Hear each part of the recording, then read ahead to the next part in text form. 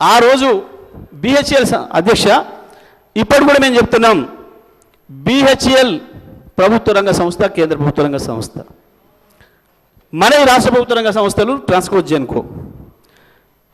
ఒక ప్రభుత్వ రంగ సంస్థకి ఇంకో ప్రభుత్వ రంగ సంస్థకు మధ్యన ఒప్పందాలు జరిగితే అందులో ఏందో మతలం ఉంది అని చెప్పేది అమాయకత్వమా, తెలివి తక్కువతనమా, లేదా మోసం చేయడానిక, ప్రజలు మోసగించడానిక? ప్రభుత్వానికి ఏ రకంగా ఇలా పొరపాటు చేయడానికి అవకాశం ఉంటుంది? బిహెచ్ఎల్ నుంచి డబ్బులు తీసి లంచాలు ఇస్తారా అధ్యక్ష, చైర్మన్ గారు? ఎవరికైనా అవుతుందా? ప్రభుత్వ రంగ సంస్థల నుంచి సాధ్యమవుతుందా? ఇవాళ బిహెచ్ఎల్కు మేము నామినేషన్ పేజ్ మీద ఇచ్చినాం. గవర్నమెంట్ టు గవర్నమెంట్ ఇస్తే కమిషన్లు వస్తాయా? ఇది పద్ధతేనా? మీరు ఎక్కడ గండి కొట్టిర్రు, ఎక్కడ బొక్కిండ్రు, ఎక్కడ మెక్కిండ్రు మాకు తెలియదు అనుకుంటుర్రు అధ్యక్ష. మేమేం చదువుకోకుండానే ఇక్కడికి వచ్చినాం అనుకుంటురా? బిహెచ్ఎల్కు 4000 మెగావాట్లు, దాదాపు 29,000 చిల్లర కోట్లు. నేను సబ్జెక్టు కరెక్షన్, నేను రికార్డు మళ్ళీ తీసుకొని చెప్తా అధ్యక్ష. ఆనాడు ఒప్పందం చేసిర్రు. బిహెచ్ఎల్ నుంచి వీళ్ళ బినామీలు, వీళ్ళ బంధువులు, వీళ్ళకి కావాల్సిన వాళ్ళు సివిల్ వర్కులు మొత్తం మళ్ళీ బిహెచ్ఎల్ నుంచి వాళ్ళ కాంట్రాక్ట్ ఇచ్చారు అధ్యక్ష. ఈరోజు విచారణకి ఇస్తే ఎందుకు గుండెలు బాదుకుంటున్నారు అధ్యక్ష? ఉన్నదంతా బిహెచ్ఎల్కి అయితే కేంద్ర ప్రభుత్వము సంస్థకే ఇచ్చినప్పుడు బాధ ఎందుకు పడుతున్నారు అధ్యక్ష?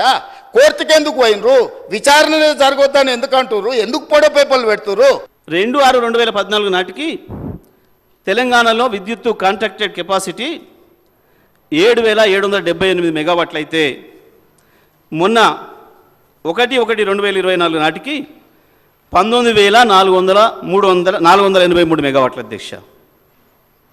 అంటే 11,705 మెగావాట్లు మీరు అడుగుతున్న పెద్ద మనిషి నాయకత్వంలో అద్భుతంగా ఇన్స్టాల్డ్ కెపాసిటీ పెరిగింది. ఈ రాష్ట్రంలో ఇన్స్టాల్డ్ కెపాసిటీ 11,000 పెరిగింది 10 ఏళ్లలో. మీ ఘనత వహించిన మీ పాలనలో మీరు, మీ దోస్తులు చంద్రబాబు నాయుడు గారు ఇంకా అందరు కలిసి చేసిన నాటి రాజ్యంలో మొత్తం కలిపితే మీరు ఇచ్చింది 7,700 అయితే ఈ రాష్ట్రానికి కేసీఆర్ గారు వచ్చిన తర్వాత 10 ఏళ్లలోనే 11,000 అధ్యక్ష.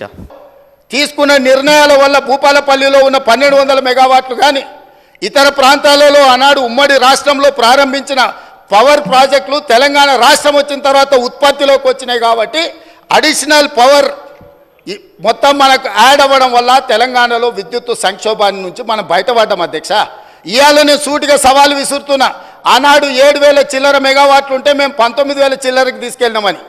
ఎవరు అధ్యక్ష? వీళ్ళ తాతలు ఏమైనా ఉత్పత్తి చేసిరా, వీళ్ళేమైనా చేసిరా? సోలార్ పవర్ ప్రాజెక్టులో 5,600 మెగావాట్లు ఈరోజు చెప్పుకుంటారు కదా.